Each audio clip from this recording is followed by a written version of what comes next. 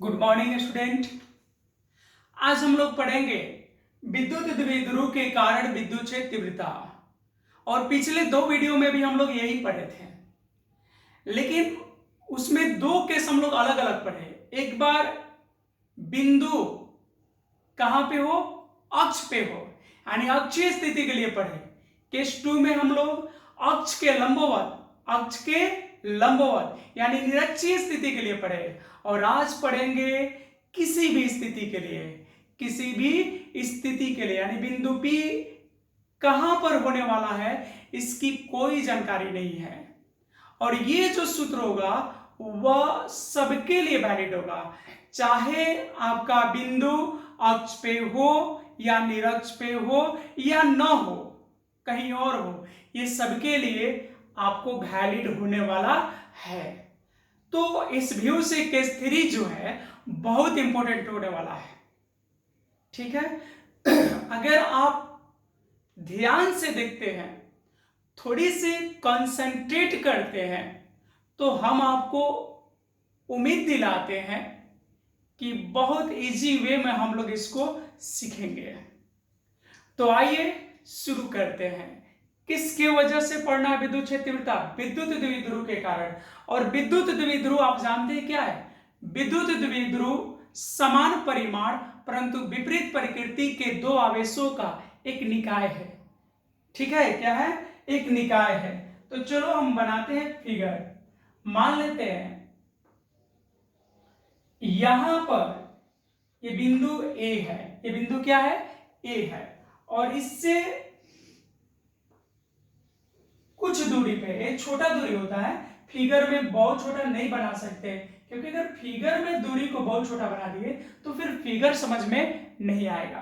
तो ये भी एक विद्युत द्विध्रुव है और ये इसका मध्य बिंदु है O, ठीक है। और यहाँ पे जो आवेश है वो है -Q और इधर जो आवेश है वो है +Q। यहाँ पे जो आवेश है वो क्या है? +Q और यहाँ पे -Q। और टोटल दूरी होता है 2a, तो ये आधी दूरी हो जाएगा मध्य बिंदु से और इधर है, तो टोटल हो गया 2a। यहां तक ठीक है। तो ए बी यहाँ क्या है? ए बी यहाँ पर एक विद्युत द्विध्रुव है। ए बी एक विद्युत द्विध्रुव है। और अगर हम कहें इसमें द्विध्रुव आघूर्ण की दिशा किधर होगी, तो द्विध्रुव आघूर्ण की दिशा होगी किधर? -Q से +Q की ओर। यानी ये जो दिशा है ये किसका दिशा है? ये है P वेक्टर का। ये किसकी दिशा है? P वेक्टर का, ठीक है। अब हमको एक बिंदु मानना है जो फिलहाल ना अक्ष पे हो ना निरक्ष पे हो, क्योंकि केस 1 में हम पढ़े थे जब बिंदु P अक्ष पे हो, और केस 2 में पढ़े थे जब बिंदु P निरक्ष में हो। तो आपको पता है अक्ष इस पे होगा और निरक्ष ऐसे लंबवत होता है। तो ना ही हमको निरक्ष लेना है और ना ही अक्ष लेना है, हमको कहीं और लेना है, ठीक है। तो मान लेते हैं हम ऐसे एक स्थिति ले लेते हैं, इस तरह से एक स्थिति ले लेते हैं, ऐसे इस प्रकार से ले लिए,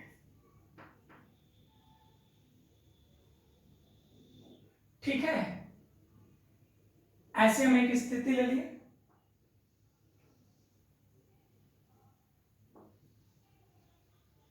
घबराइए मत, आराम से देखें, ठीक है।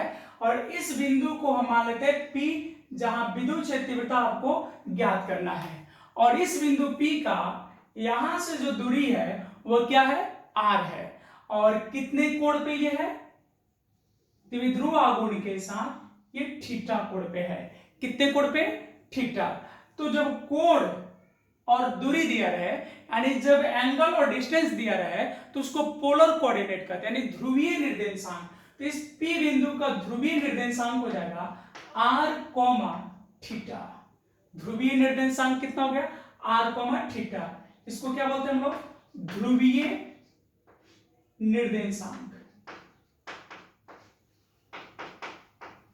इसको हम लोग बोलते हैं ध्रुवीय निर्देशांक, पोलर कोऑर्डिनेट, ठीक है। और इसी बिंदु P पर हमको विद्युत क्षेत्र तीव्रता बताना है विद्युत द्विध्रुव के कारण, ठीक है भाई। तो जैसा कि आप जानते हैं केस 1 केस 2 आपको हम पढ़ा चुके हैं। हम लोग को विद्युत द्विध्रुव के कारण विद्युत क्षेत्र तीव्रता निकालने आता है क्या? नहीं आता आपको? पिछले वीडियोज में हम लोग पढ़े ना, अक्ष के लिए पढ़े और निरक्ष के लिए पढ़े। तो अक्षीय स्थिति पर विद्युत क्षेत्र तीव्रता का मान होता था E बराबर 1/4 पाई एप्सिलॉन नॉट 2p बटा में r क्यूब कहते थे ना, और निरक्ष पे हो जाता था 1/4 पाई एप्सिलॉन नॉट p बटा में r क्यूब। नहीं पढ़े थे? इतना तो हम लोग पढ़े थे। अरे भाई भूल गए आप लोग? देखो अक्ष पे पढ़े थे, ये अक्ष है तो इसको ये लिख देते हैं एस एक्सिस, और ये था k और 2p बटा में r क्यूब। के का मतलब समझ रहे हैं ना आप, 1/4 पाई एप्सिलॉन नॉट। और जो निरक्ष पे पढ़े थे उसको ब्रॉड साइड या यहाँ पे ई भी लिख सकते हैं, इस इक्वेटर लाइन के और p बटा में r क्यूब, ऐसा हम लोग पढ़े थे। ठीक है, तो अगर कहने का मतलब ये है, ध्यान यहाँ पे ये देना है कि अगर यहाँ पे अक्ष और निरक्ष में हम इसको तोड़ ले तो फिर तो हम बना सकते हैं। तो थोड़ा गौर करो, ये जो द्विध्रुव आघूर्ण है ऐसे है, और हमको विद्युत क्षेत्र तीव्रता द्विध्रुव के कारण या तो अक्ष पे आता है और निरक्ष पे आता है। तो ये ना ही अक्ष पे है या निरक्ष पे है। अगर अक्ष पे होता तो बना देते हैं। तो हम क्या करेंगे, इसी को अक्ष मान लेंगे, यानी जिस लाइन पे P बिंदु है इसको हम अक्ष मान लेंगे, x क्या मान लेंगे, इसको हम लोग अक्ष मान लेंगे। देखो इसी को हम अक्ष मान लिए, और इसके जो लंबवत होगा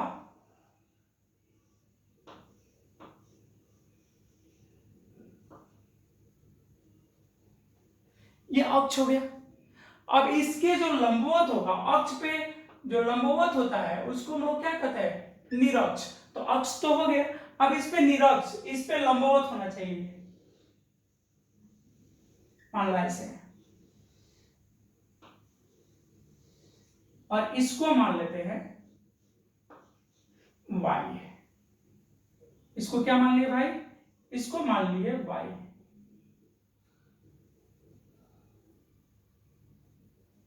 तब आराम से सीखे। ठीक है, इसको ये जिस बिंदु पर विद्युत क्षेत्र तीव्रता निकलना है, जिस लाइन पर, उसी को हम अक्ष मान लिए x, और इसके जो लंबवत खींचे उसको मान लिए y।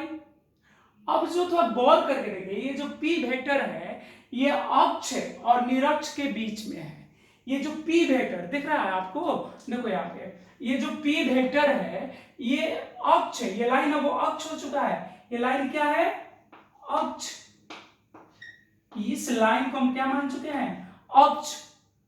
नहीं दिख रहा आपको? चलो इस लाइन को हम मान चुके हैं अक्ष, और इस लाइन को हम माने हैं निरक्ष, अक्ष के लंबवत।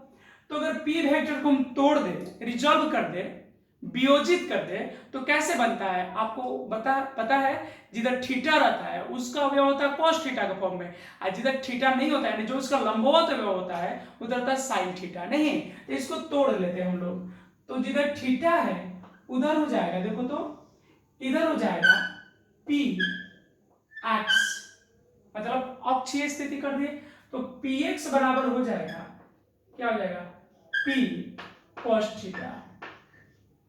यानी जब इसको तोड़े, हम रिजॉल्व किए, इसको जब हम तोड़ दिए, किसको, p वेक्टर को जब हम लोग तोड़ेंगे तो जिधर थीटा तो उधर cos थीटा लिख दिए, और जिधर थीटा नहीं है उधर हम लोग लिख दिए py, और py बराबर हो गया p sin थीटा।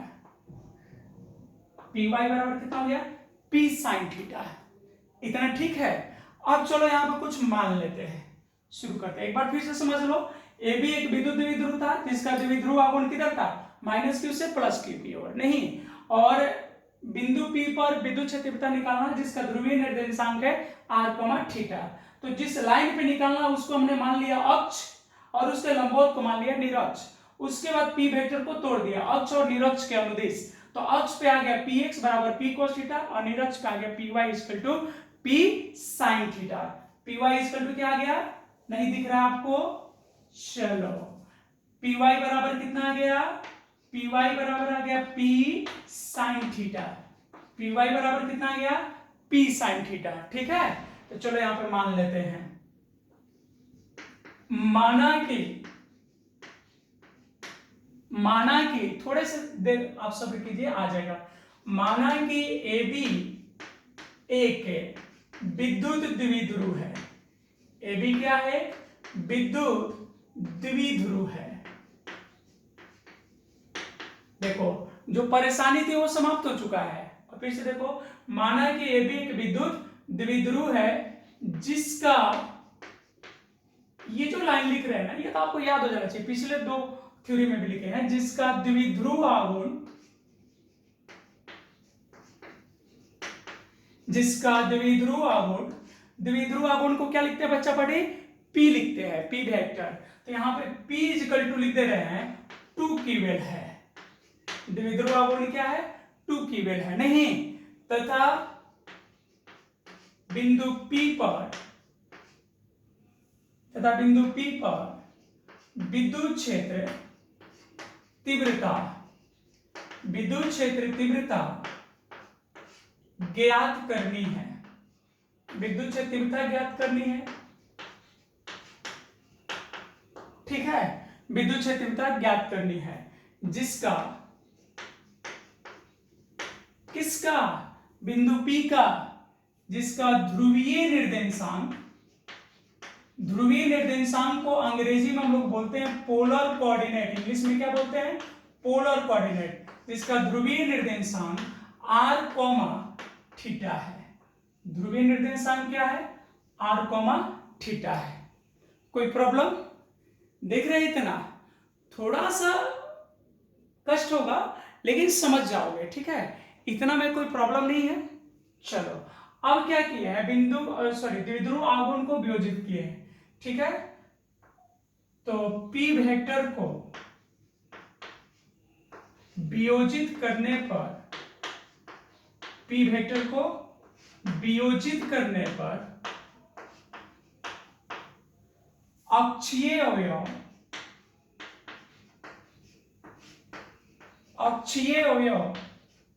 चलो आपसे पूछते हैं, अक्षीय अवयव को क्या माने हो? px या px? थोड़ी सी सोच लो, क्या माने थे हम लोग? px। तो अक्षीय अवयव px बराबर p cos थीटा और लंबवत अवयव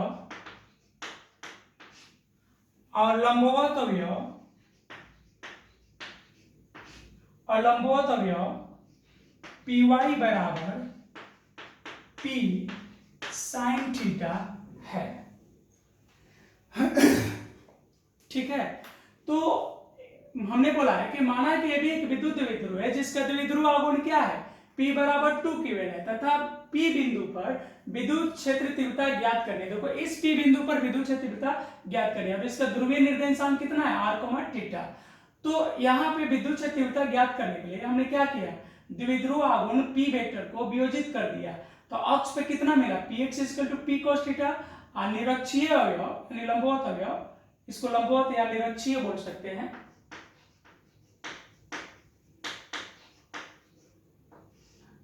निरक्षीय अवयव कितना मिला? py = p sin थीटा है नहीं। तो अब आपको पता है कि जब हम लोग अक्षीय स्थिति पर विद्युत क्षेत्र तीव्रता ज्ञात कर रहे थे तो उसकी दिशा किधर था? द्विध्रुव आघूर्ण के दिशा में, बताए थे केस 1 में।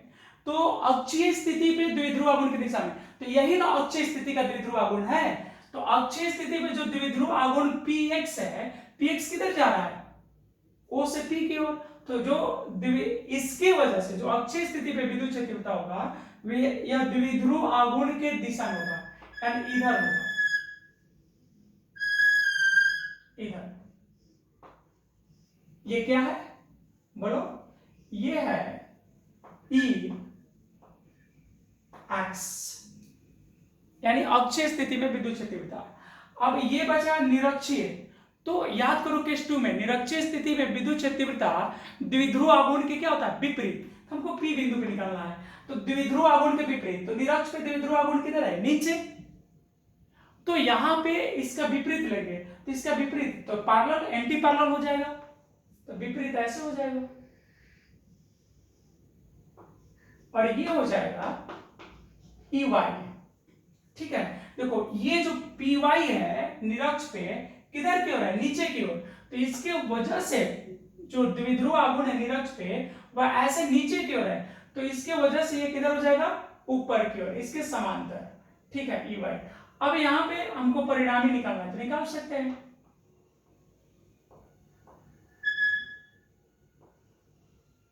और ये जो होगा बिंदु P पर परिणामी विद्युत क्षेत्र तीव्रता क्या होगा, ई वेक्टर। परिणामी विद्युत क्षेत्र तीव्रता क्या हो गया, ई वेक्टर, उसी का मान हमको निकालना है। ठीक है, चलो अब आगे देखते हैं।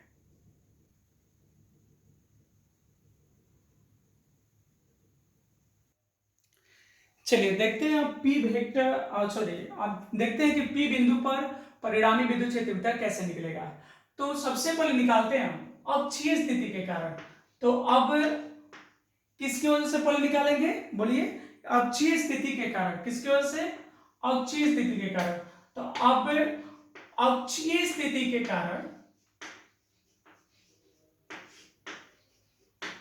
क्यों अक्ष कर रहे हैं, क्योंकि पहले से हम पढ़ चुके हैं केस 1 केस 2। तो अगर बिंदु P अक्षीय स्थिति पे हो तो उसकी वजह से विद्युत क्षेत्र तीव्रता आता है, और निरक्षीय पे भी आता है। तो अक्षीय पे द्विध्रुव आघूर्ण मिल ही गया है, निरक्ष पे मिल ही गया, तो निकाल सकते हैं हम लोग।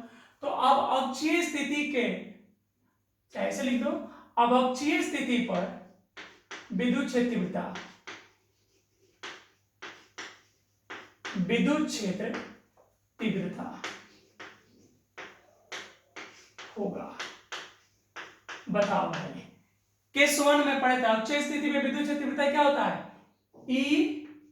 यहां पे जो अक्ष माने हैं वह इस एक्स लाइन को माने हैं, एक्स अक्ष को, तो यहां लिख देते हैं ई एक्स। आप चाहते तो यहां ई ए भी लिख सकते हैं, ई ए मतलब एक्सियल, यानी ये आप लिख सकते हैं ई ए मतलब electric field intensity at axial position. ठीक है, तो इसका सूत्र हम लोग पढ़े थे 1/4 एप्सिलॉन नॉट, याद पढ़ो। अक्षीय स्थिति में क्या था, 1/4 एप्सिलॉन नॉट और 2p अब बटा में आर क्यू। अक्षीय स्थिति पे सूत्र यही था।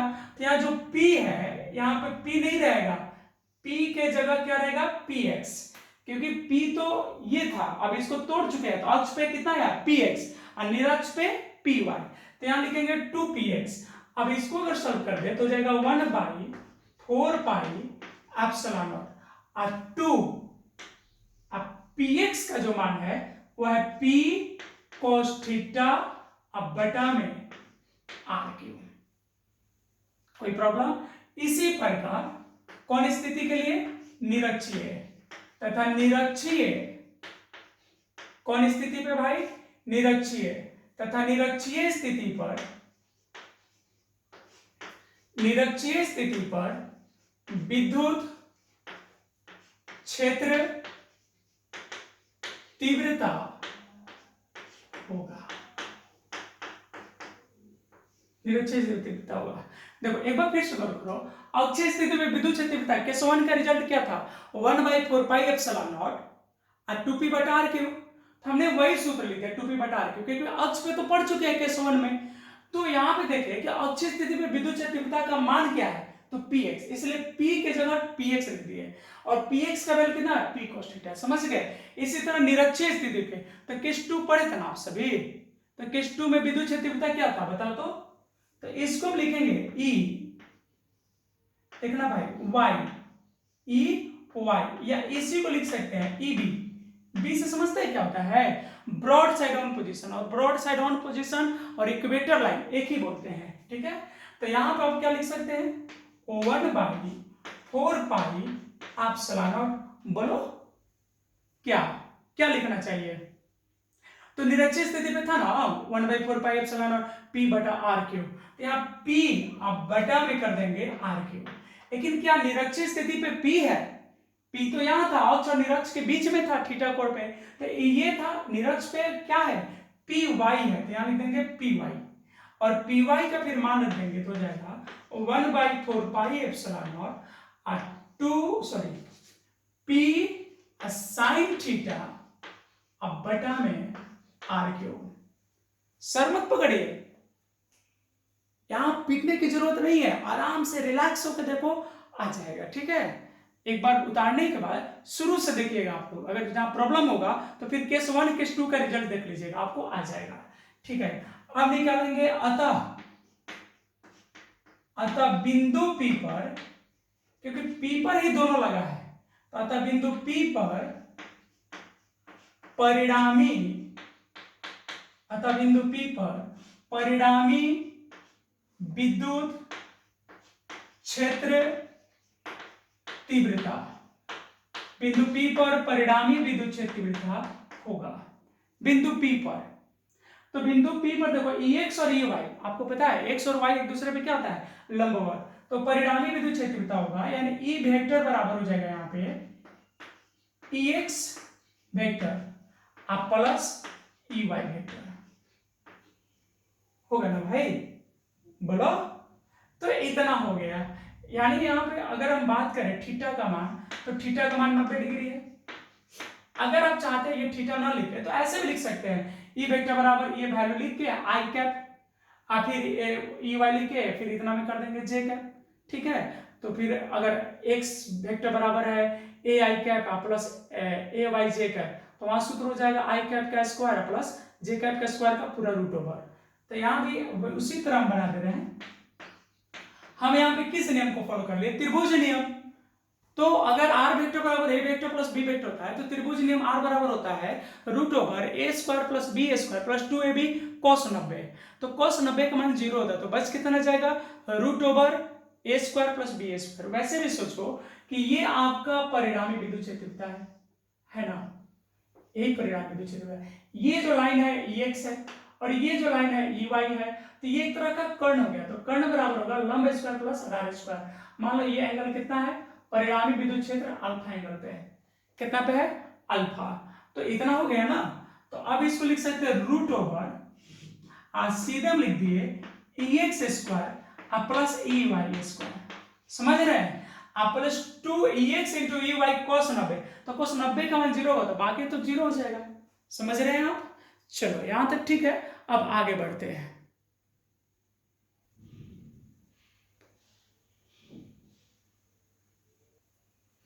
तो देखिए अभी क्या आया था E इजिकल टू, क्या आया था भाई, आया था E equal to root over Ex square plus Ey square, यही था ना, हम लेते हैं रूट ओवर। ठीक है, रूट ओवर Ex का मान क्या था, Ex का मान था 1/4πε0 था ना, 2p cos थीटा, अब बटा में था r3, अब फिर पूरा का हो जाएगा स्क्वायर, तो ये हो गया Ex स्क्वायर, आप प्लस चाहिए हमको Ey स्क्वायर, तो उसका वैल्यू बोलो 1/4πε0। यहां क्या था भाई, उसमें था p sin थीटा, अब बटा में r3, अब फिर पूरा हो जाएगा स्क्वायर। समझ रहे हैं आप, हो जाएगा ना, Ex का मान ये था, Ey का स्क्वायर रहता है, स्क्वायर कर दिए। अब तो गौर करके देखिए, दोनों में एक चीज कॉमन है, 1/4πε0 का स्क्वायर और 1/4πε0 का स्क्वायर।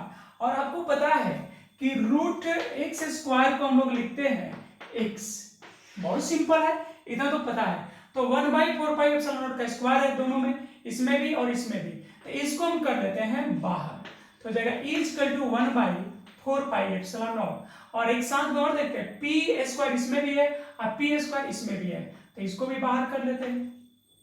p स्क्वायर का कितना हो जाएगा, p, रूट से बाहर करेंगे तो p, और देखो r³ स्क्वायर यहाँ भी है, r³ स्क्वायर यहाँ भी है, तो यहाँ पे इसको बाहर करेंगे तो हो जाएगा r³, p स्क्वायर इसमें भी था, p स्क्वायर इसमें था, तो p हो गया r³ का स्क्वायर, r³ का स्क्वायर, तो r³ हो गया। ठीक है, अब जो बच गया उसको यहाँ लिखते हैं रूट ओवर, तो ये कॉमन हो चुका है, ये कॉमन हो चुका, तो बच गया 2 cos थीटा का स्क्वायर, तो 2 cos थीटा का स्क्वायर होता है 4 cos स्क्वायर थीटा, क्या कोई प्रॉब्लम। और यहां बच गया sin थीटा, गौर करेंगे यहां बच गया sin थीटा, तो इसको हम लोग लिख सकते हैं sin स्क्वायर थीटा, लिख सकते हैं ना। तो फॉर्मूला तो ये भी हो गया, लेकिन इसको और सिंप्लीफाई कर देंगे हम लोग, तो E = हो जाएगा 1/4πε0 अब p अपॉन r³ p/r³ इसको भी लिख सकते हैं ऐसे, क्योंकि cos स्क्वायर थीटा और sin स्क्वायर थीटा का 1 होता है, तो ऐसे मत लिख दीजिएगा कि 4 इंटू 1, गलत हो जाएगा, क्योंकि ये 4 इसी में मल्टीप्लाई है, तो इसको हम ऐसे लिख सकते हैं 3 cos स्क्वायर थीटा अब प्लस cos स्क्वायर थीटा, देखो तो 3 1 4 हो गया, अब प्लस sin स्क्वायर थीटा, इस तरह से लिखेंगे हम लोग।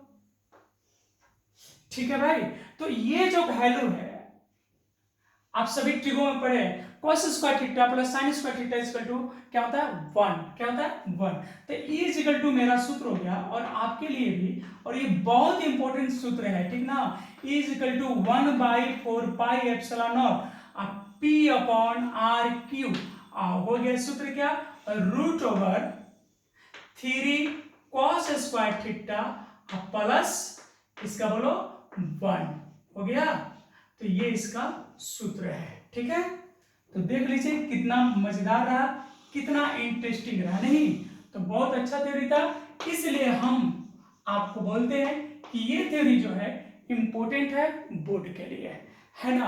अब आप सोचेंगे कि चलो जान बचाव हो गया, ऐसा नहीं है, ज्यादा रिलैक्स होने की जरूरत नहीं है, क्योंकि अभी भी आपको एक चीज अभी कैलकुलेट करना बाकी है और वो है इसकी दिशा, क्योंकि आप जानते हैं विद्युत क्षेत्र तीव्रता कैसी राशि है, सदिश राशि, और ये जो हम लोग निकाले ये विद्युत क्षेत्र तीव्रता का क्या था, परिमाण, और बाकी है दिशा, so calculate find direction of the electric field intensity.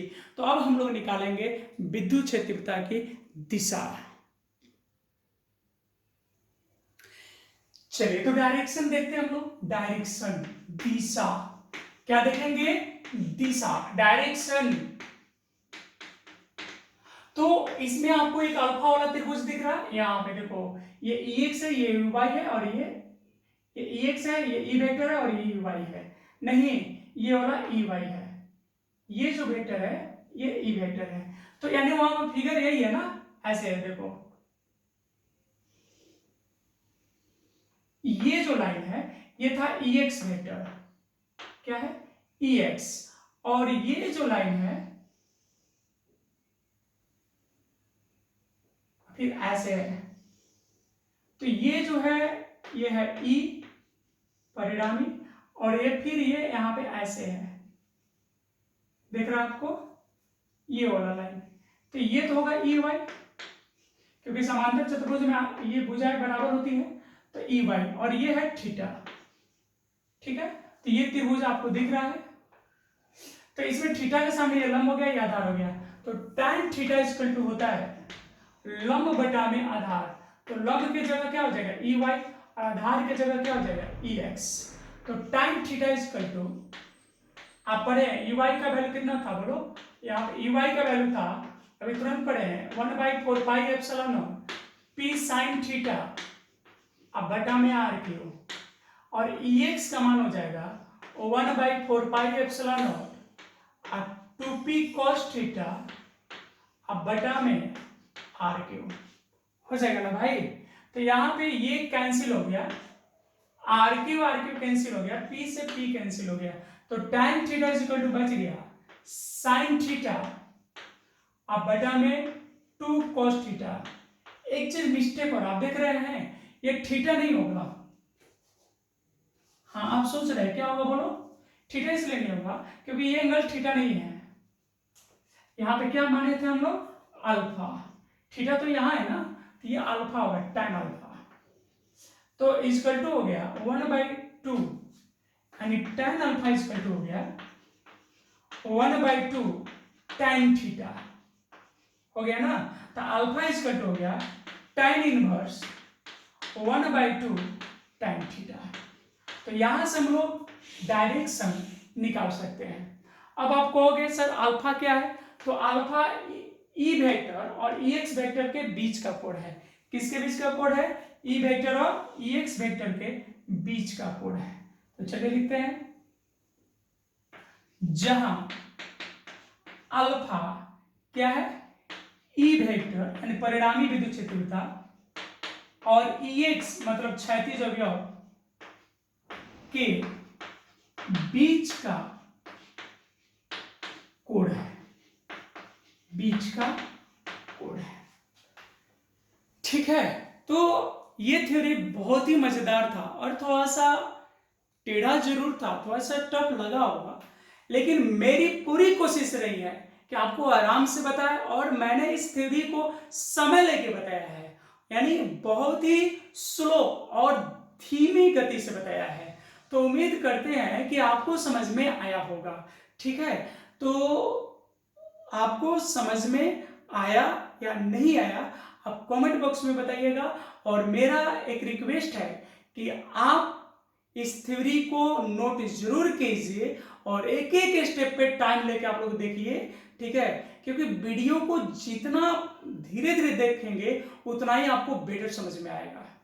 ठीक है, और हाँ, एक चीज और आपसे कुछ बातें करनी है हमको, और वो ये है कि देखो थ्योरी ठीक है, थोड़ी सी थोड़ा सा वो सब जो केस 1 केस 2 था उससे थोड़ा सा इसका कॉन्सेप्ट बड़ा है, यानी कॉन्सेप्ट उसके मामले में इसका अच्छा है, बट बहाना से लाइफ नहीं चलने वाला है, लाइफ को तो एक्सेप्ट करना ही पड़ेगा।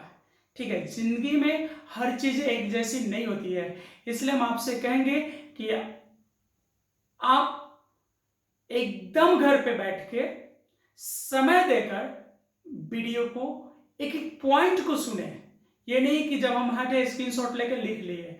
ठीक है, बनाने के लिए, वीडियो को बनाने के लिए हम लोग जितना मेहनत करते हैं उससे आपको 2 गुना मेहनत करना चाहिए, और उसके बाद ना आए ऐसा हो ही नहीं सकता है। क्या है जो आप नहीं कर सकते हो?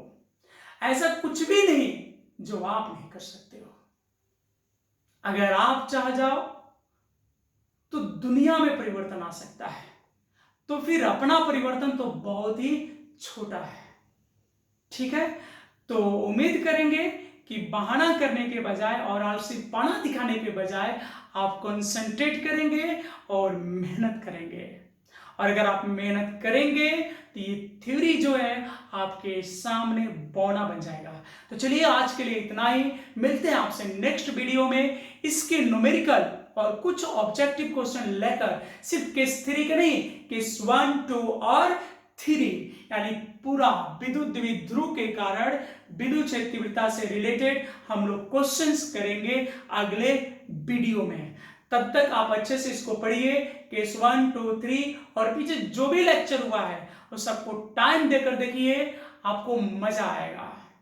फिजिक्स जो सब्जेक्ट है इसको फील करने की जरूरत है, जब फील करोगे ना गजब का मजा आएगा। कैसे है? लोग बोलते हैं भक्ति में क्या रखा है। देखो हम लोग क्यों नहीं समझ पाते हैं, कुछ लोग पूजा करने के लिए कितनी दूर जाते हैं या घर में बैठे 2-2 घंटा तक पूजा करते रह जाते हैं, और हम लोग लगता है फालतू का है। फालतू का नहीं है, उस आदमी को जो साधना में रस मिल रहा है, असल में हम लोग उस रस को ले ही नहीं पाते हैं। यानी अगर कहें जैसे आप लोग नहर में, तालाब में स्नान करते हैं तो इनिशियल जब किनारे हम लोग रहते हैं कैसे कीचड़ लग जाते हैं पैर में, स्नान किनारे करोगे मजा ही नहीं आएगा, पैर में ये होगा मिट्टी भर जाएगी शरीर पे। लेकिन जो आदमी तैरना सीख जाता है, थोड़ी सी गहराई में जाता है, कितना आनंद लेता है। उसी तरह जो आदमी भक्ति सीख गया है, जो भगवान के प्रति अपने आप को समर्पित कर देता, उसको एक अलग रस मिलता, अलग मजा आता है। तो दोस्तों, भाइयों, आपका फिलहाल का जो दोस्त है, फिलहाल का जो भगवान है वो यही है। यही आपका भगवान, यही आपको सब कुछ दिलाने वाले हैं। दादा को तो सब कुछ मिल गया, बेटा मिल गया, नाती मिल गया, घर द्वार हो गया, तो वो भगवान को समर्पित है। लेकिन आपको तो सब कुछ दिलाएगा, आपको यही दिलाएगा, तो आपका भगवान यही है। तो आप इस पे टाइम दीजिए, इससे प्यार कीजिए। जो इससे प्यार करता है ना, उसे जिंदगी में किसी चीज की कमी नहीं होती है। समझ गए आप?